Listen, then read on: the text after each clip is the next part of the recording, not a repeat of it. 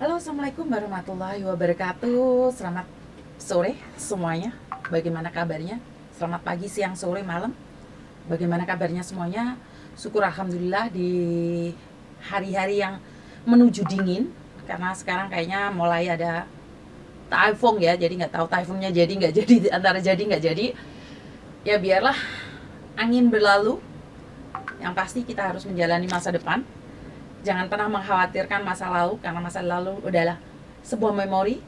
Hari ini yang harus kita nikmati, dan jangan terlalu khawatir tentang masa depan, karena masa depan kita cuma bisa merencanakan semuanya, kembali lagi pada Tuhan ya. Kalau kita cuma bisa berencana dan Tuhanlah yang menentukan. Oke. Di hari ini sebenarnya saya cuma nanya aja. Percaya tidak bahwa di tahun 2022 di Hongkong ini masih ada mbak-mbaknya yang masih polos dan jujur? Saya pribadi percaya karena ini nyata. Terus Pean percaya apa enggak, Mbak? Ayo komen, saya tunggu agar kita sama-sama bisa belajar. Dan di sini saya punya komen 130 komen ya, dari Mbak Kristi Sonia yang mengatakan, Mbak Miss Yuni bocil ae saiki wis podo pinter dan kreatif, nggak polos lagi, podo kene pengaruh TikTok Miss. Jadi salam dari Makau ya. Ini mengatakan Mbak Kristi ini bilang kalau sekarang itu sebenarnya jangankan yang udah dewasa, anak kecil aja sudah nggak ada yang polos karena terpengaruh dari media sosial. Ini menurut Mbak Kristi ya.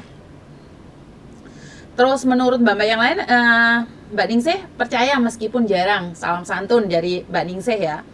Mbak Rena, ya selamat pagi dan sehat selalu. Mbak Kemi bilang, selamat pagi Miss. Sangat percaya karena pada hakikatnya manusia itu ada yang polos, ada yang jujur, pasti ada pula yang sebaliknya. Semangat. Pokoknya semangat ya. Jadi percaya Miss, contohnya saya setiap minggu kelima enggak dimasukin hitungan, menang baik, soalnya majikan baik. Ntar kalau diomongin takut berubah, biar saya rugi dikit, yang penting kerja santai 24 jam nonstop nuntuli HP. Ini dari komennya Mbak Amelia ya. Jadi Erma bilang, pasti ada Miss, walau perbandingan 1:90. Dan ya banyak sekali komen di sini ya. Selamat pagi Miss, percaya. Mbah Tuminem komen di sini mengatakan bahwa selamat pagi Miss Yuni, percaya Miss. Tadi pagi lihat sambil berurayan air mata. Pesan yang kita ambil, jangan cepat menyerah, pasti mampu melewati. Mujizat itu nyata. Temannya Mbak nggak jelas itu Miss. Untung cepat ketemu Miss Yuni. Oke, di sini saya bahas ya Mbak ya. Jujur, saya sebagai agent itu kadang-kadang sedih juga. Karena saya melihat memang ada beberapa mbaknya itu yang benar-benar polos, benar-benar tidak mengerti, benar-benar tidak tahu aturan. Yang dia tahu adalah kerja, dapat uang, kirim ke Indonesia, bahkan untuk dirinya sendiri pun dia tidak tahu. Dan hari ini ada salah satu mbaknya yang finish kontrak dan dia bilang selama di Hongkong itu nggak pernah makan KFC. Gemeter dong dada saya. Jadi bukan nggak pernah makan Miss, masih eman-eman, masih mikir-mikir, masih nggak tahu harus seperti apa Miss, bukannya eman-eman katanya. Dan di sini bisa saya ambil kesimpulan ya, intinya bahwa memang nyata gitu loh. Ada di antara kita itu yang benar-benar polos. Karena itu gini ya, polos itu bukan berarti karena dia tidak ada pengalaman di Hongkong loh. Ada beberapa mbaknya yang di Hongkong sudah lama, puluhan tahun, tapi benar-benar dia tidak tahu apa-apa dan tidak tahu aturan. Sebagian dari kita selalu menyepelekan. Masa sih di Hongkong sudah puluhan tahun apapun nggak tahu? Emang Mbak ada. Mungkin karena faktor majikan yang tidak memberikan dia peluang untuk belajar lebih pintar, atau memang lingkungan yang tidak mengizinkan dia untuk tahu dunia luar. Ya kalau nggak diizinkan ya keluar dong. Nggak seindah kamu ngomong. Nggak semudah kamu bicara, Mbak. Masa puluhan tahun di sini masih goblok? Loh, sebenarnya bukan goblok, Mbak, karena ya apa yang ngomong ya? Karena dia berpikir bahwa orang lain nggak akan bohongin dia. Kita berbicara tentang utang ya ini. Kita berbicara tentang utang piutang ya. Jadi sebagian dari kita itu percaya apa yang diomongin teman. Apapun yang diomongin temen itu dia percaya total, nggak ada masalah, nggak ada masalah, nggak apa-apa, nggak apa-apa. Ada apa-apa dan enggaknya kita nggak tahu. Jadi di luar sana itu banyak mbak-mbaknya yang masih polos, walaupun di Hongkong sudah lama. Banyak. Kenapa saya bilang polos? Bukan berbohong ya, dari tutur bahasa dan kata gitu saya pribadi bisa menilai ya Mbak ya. Dan anak-anak yang baru dari Indonesia datang ke sini, apakah polos? Apakah benar-benar nggak tahu aturan? Loh, ada yang nyampe sini 3 bulan. Yang nyampe sini 3 bulan itu sudah punya aplikasi BO ya, booking online. Ya BO. Saya pribadi nih, saya tuh nggak tahu awal-awalnya BO itu apa, aplikasi BO, aplikasinya seperti apa sampai detik ini saya nggak tahu. Kenapa saya bilang seperti itu? Bukan saya polos ya. Pilih ngomong. Karena kita tidak membutuhkan informasi itu, jadi kita tidak perlu ke sana. Tapi saya kurang tahu ada mbaknya yang di sini 1 bulan 2 bulan sudah punya aplikasi seperti itu. Di sini bisa difahami ya Mbak ya. Bahwa polos jujur itu bukan karena dia sudah lama di Hongkong atau dia sudah baru, tidak. Kepolosan, kejujuran dan keluguan itu bukan karena dari situ. Satu, dari lingkungan. Kedua, dari keadaan. Ketiga, dari background. Background kedua. Jadi kita nggak tahu ya. Seperti yang saya katakan bahwa satu orang itu nggak sama. Satu orang itu tidak tahu apa yang akan terjadi ke depannya. Ya mau nggak mau, terima nggak terima, suka tidak suka, saya nggak ngerti Mbak. Pada kenyataannya memang banyak orang yang di luar sana masih tidak tahu apa-apa. Jadi kalau temenmu nanya, coba goblok-goblok no Mbak. Lek temenmu nanya, kamu nggak pingin jawab, ya udah biarkan aja, tinggalkan dia. Tapi lek temenmu nanya, dia nggak tahu, kamu goblok no, don't. Ngerti ya? Jadi kayak kemarin tuh ada mbaknya yang nangis-nangis itu cuma gara-gara salah paham atau salah informasi. Terus dia nakon aku karena nangis, lek sama mana hari itu langsung tak tembak jedar-jedar. You don't drop dia dan akhirnya takut. Gila Mbak. Jadi kenapa sih hidup kita cuman sekali? Memberikan aura yang positif pada orang lain. Apa susahnya sih? Jadi memberikan aura positif pada orang di sekitar kita, apa susahnya sih? Itu yang sering kita terjadi di luar sana. Kalau Anda tidak tahu informasi, jangan memberikan informasi. Kalau Anda tahu informasi, jangan pelit informasi. Kalau memang tidak ini berbagi, yo ojo dilokno, jarno ae. Sama-sama keluar dari mulut, kenapa tidak mengeluarkan yang baik? Itu satu prinsip bagi saya ya. Jadi saya pribadi merasa bahwa di luar sana itu bukan orang membutuhkan bantuan saya. Enggak, saya rasa orang-orang di luar itu enggak membutuhkan bantuan saya. Cuman orang-orang di luar sana yang membutuhkan seseorang yang mau mendengarkan. Nah, jujur di dunia ini, apalagi di tahun 2022, mendengarkan curhatan, lega entuk duit, sapa sing gelem. Nah, ini permasalahannya kan lega entuk duit, sapa sing gelem ngrungokno awakmu curhat. Lah saya dulu itu kok dari tahun 2006, 2007 itu kok dengarkan curhatan terus. Zaman-zaman biar kan nggak ada YouTube Mbak. Kalau kalian kenal saya sudah lama, mungkin kalian akan tahu saya itu sering mendengarkan permasalahan anak-anak buah saya, tapi kan belum ada YouTube. Jadi saya nggak ngerti itu ngonten jadono kan aku wis sogeh mulai biyen. Yo enggak. Lu kan lumayan Mbak, walaupun dapat 1.000 atau 2.000 dari YouTube kan hasil jerih payah saya loh, bener nggak? Hasil jerih payah saya mendengarkan keluh kesah kalian. Karena sebenarnya kalian itu tidak butuh bantuan, kalian itu tidak butuh simpati, kalian itu tidak butuh dibantu. Kebanyakan dari kalian itu pingin curhat, pingin didengerin. Paham nggak? Jadi kalian tuh butuh seseorang yang menenangkan kalian, yang mau mendengarkan omongan kalian. Baik itu salah atau benar. Makanya kalau mbak-mbaknya kok selalu komen, ini butuh curhatan tapi butuh solusi tapi ngengkel. Ya saya biarkan. Karena memang dia tidak butuh solusi, dia itu butuh seseorang mendengarkan. Kenapa saya tidak engkel-engkelan? Loh, dia kan, saya sudah bilang bahwa saya itu meminjamkan telinga saya, meminjamkan pundak saya bagi kalian yang membutuhkan. Tapi bukan untuk ngibah ya. Saya sekali lagi, curhatan ini bukan untuk menjatuhkan satu sama lain. Walaupun Anda suami istri, saya pun tidak boleh menceritakan kejelekan istri atau menceritakan kejelekan suami, walaupun saya tahu. Karena saya percaya saat saya menutupi aib saudara saya, maka semua orang akan membantu menutupi aib saya. Tapi Miss Yuni, gimana kalau yang cerita-cerita tentang pelakor-pelakor itu aib rumah tangganya diceritakan? Gimana ya komen saya? Sebenarnya mereka punya masalah pribadi yang mereka ingin curahkan, Mbak. Saya tahu itu masalah pribadi, tapi kan dia depresi. Dia butuh orang mendengarkan apa yang dia keluhkan. Kalau sampean memilah-milah atau merasa bahwa kayak gini aja nggak iso, masalah kayak gini sepele, aku loh lebih parah dari kamu, aku loh gak popo, gak pernah curhat. Halo, saya sudah ingatkan berkali-kali, level seseorang itu tidak sama, level kemampuan seseorang itu tidak sama, Mbak. Jadi jangan menyepelekan masalah orang lain, karena kamu tidak pernah berada di situ.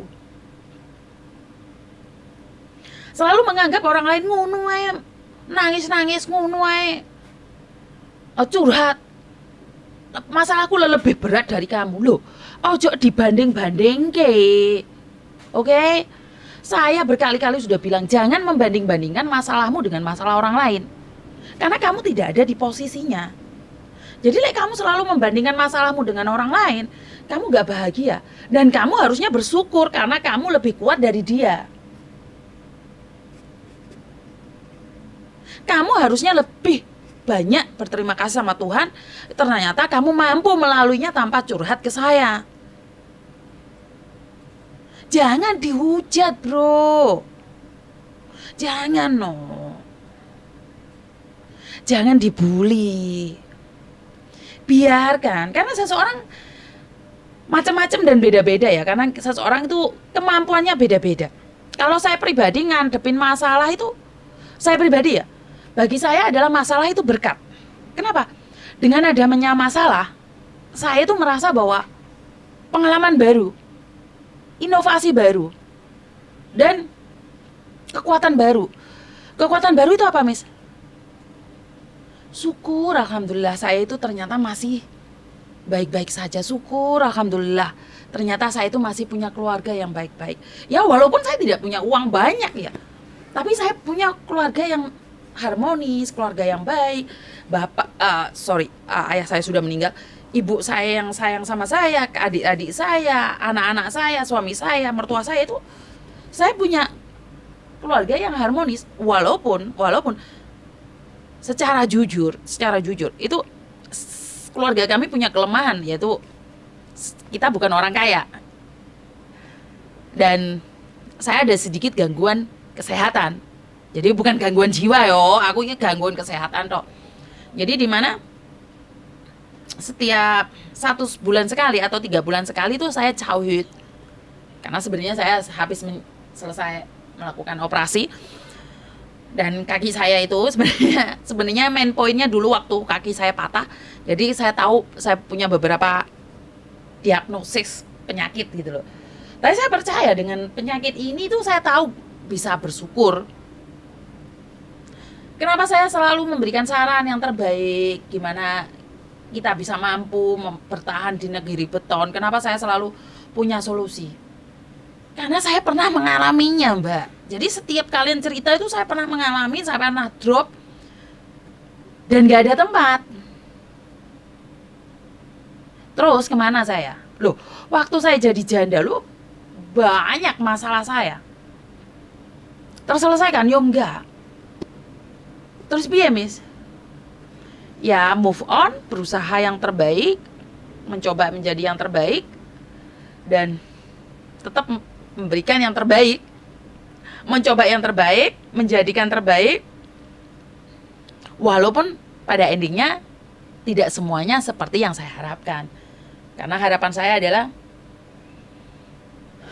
saya bisa membahagiakan ayah ibu saya. Ternyata 6 tahun yang lalu saya ditinggal pergi ayah saya. Jadi kadang-kadang pas nyepi ya waktu itu, setelah nyepi kalau nggak salah, setelah nyepi ayah saya meninggal dunia. Jadi saya itu kalau udah mendekati nyepi itu antara bahagia dan tidak, antara seneng dan tidak. Jadi ya wis pokoknya syukur aja.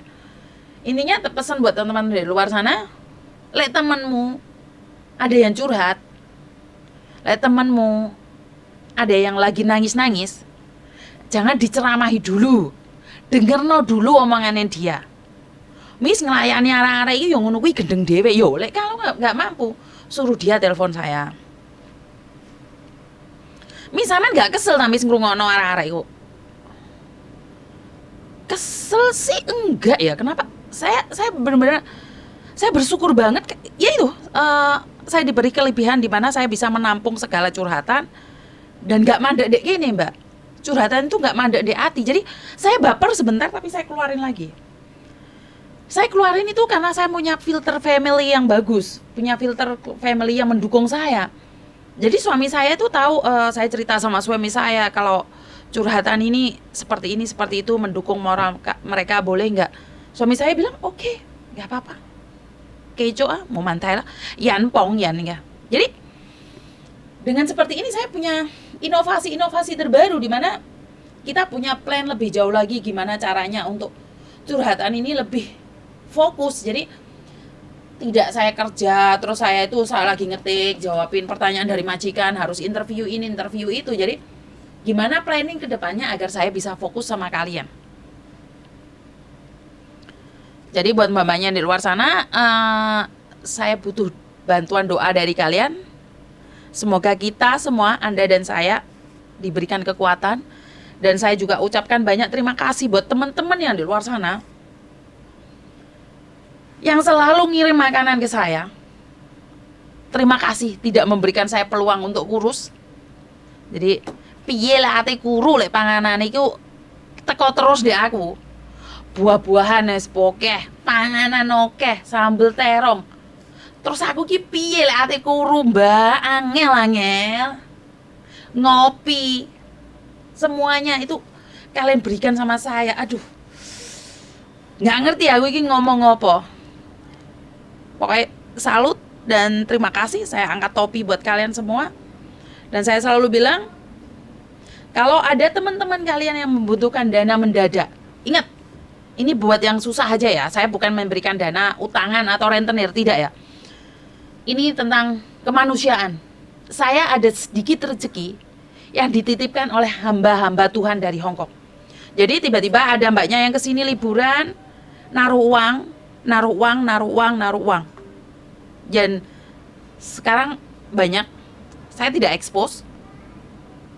Jadi kalau kalian tahu teman kalian sedang membutuhkan biaya mendadak ataupun untuk makan aja nggak ada uang, silahkan cari saya. Karena di sini banyak makanan. Pertama, kedua, saya ada uang sangu, saya ada masker, ada tes swab, tes mandiri, dan buat mbak-mbak yang lain, sport buat yang lain. Saya nggak ngerti mau ngomong apa lagi karena kalian tuh orang-orang hebat. Tanpa kalian, saya sampai hari ini bukan siapa-siapa. Dukungan kalian adalah yang terhebat buat saya ya. Jadi kadang-kadang saya tuh terharu banget. Siapa sih Yuni itu? Gak nyangka YouTube ini sangat cepat sekali subscribernya. Dan saya mendapatkan hasil dari kalian. Setiap kali kalian nonton view itu, setiap kali kalian jempolin saya itu, ternyata ada uangnya. Dan uangnya adalah uang upah capek yang kalian berikan cuma-cuma buat saya. Jadi saya nggak ngerti harus ngomong apa lagi. Syukur alhamdulillah, puji Tuhan. Saya selalu waspada, selalu berkat Tuhan mengalir atas kita semua. Semoga semua makhluk bahagia. Dan wassalamualaikum warahmatullahi wabarakatuh. Bye bye.